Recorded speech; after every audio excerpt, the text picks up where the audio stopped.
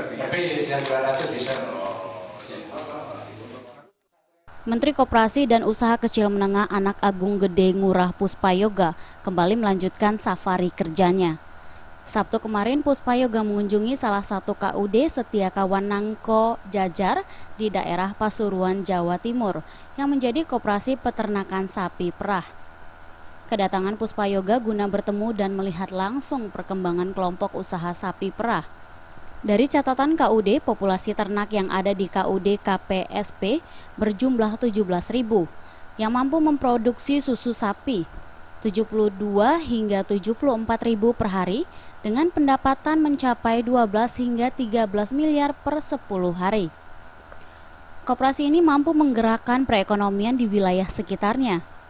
Menteri Koperasi dan Usaha Kecil Menengah Anak Agung Gede Ngurah Puspayoga berharap pada tahun 2019 kebutuhan susu di dalam negeri dapat terpenuhi, karena selama ini kebutuhan susu di tanah air mencapai 6 juta liter per hari, namun produksi susu hanya mencapai 1,5 juta liter per harinya.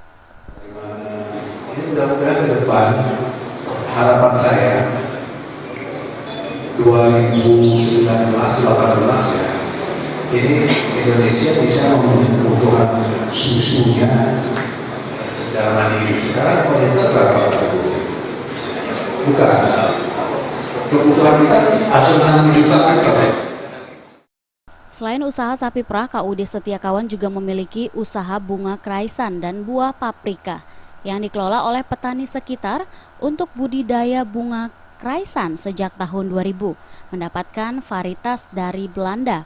Bunga kraisan tersebut dijual ke daerah Malang dan Bali yang mampu meraup keuntungan hingga puluhan juta rupiah per bulannya.